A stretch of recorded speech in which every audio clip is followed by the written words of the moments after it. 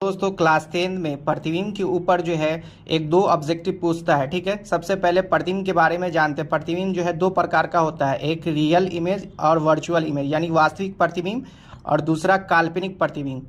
काल्पनिक प्रतिबिंब को आभासी प्रतिबिंब भी बोलते हैं। ठीक है, अब उसकी आकार के बारे में, जैसे कि कभी बड़ा भी होगा, ठीक है, वस्तु से बड़ा भी होता है, वस्तु से छोटा भी होता है, वस्तु के बराबर होता है।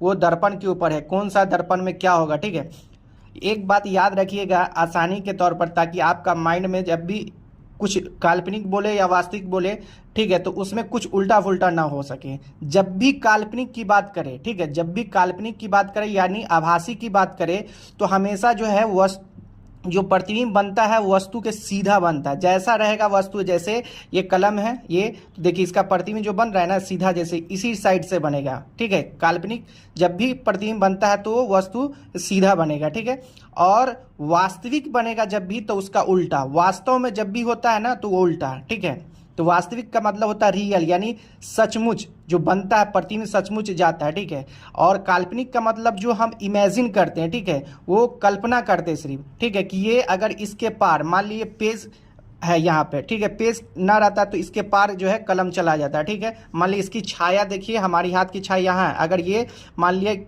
ये पेज नहीं होता तो ये छाया नीचे बनता, ये हम कल्पना कर लिए। ठीक है, वही चीज़ को बोलेंगे। जब भी काल्पनिक की बात करें तो हमेशा सीधा की बात करेंगे। ठीक है, वास्तविक की तो उल्टा।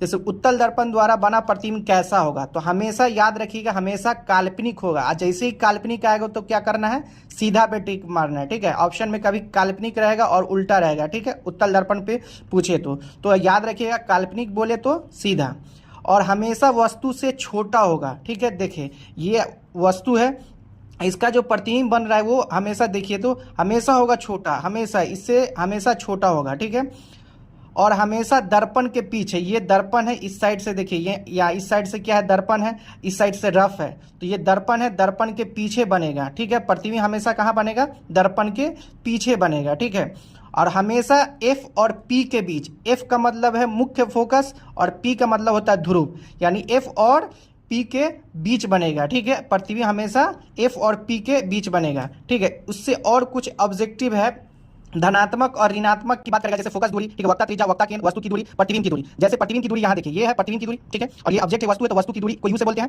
और P और F के बीच की दूरी को एक बोलते हैं, यानी फोकस दूरी। P और C के बीच की दूरी को क्या बोलते हैं, वक्ता त्रिज्या, यानी P का मतलब ध्रुव, C का मतलब वक्ता केंद्र, इसके बीच की दूरी को वक्ता त्रिज्या बोलते हैं। तो याद रखिएगा जब भी ये दाहिने साइड में बनता है तो धनात्मक होता है, और बाएं साइड में बनता है तो ऋणात्मक होता है। ठीक है, धनात्मक जैसे कि यहाँ देखिए प्लस है F, ठीक है, ये हमेशा प्लस बनेगा, दाहिनी ओर बना इसलिए धनात्मक होगा, वक्ता त्रिज्या भी धनात्मक होगा, और हमारा जो है फोकस दूरी भी धनात्मक होगा, प्रतिबिंब की दूरी भी धनात्मक होगा। लेकिन इसमें एक याद रखिएगा, ऋणात्मक एक ही चीज होगा, वस्तु की दूरी हमेशा ऋणात्मक, बाकी प्रतिबिंब की दूरी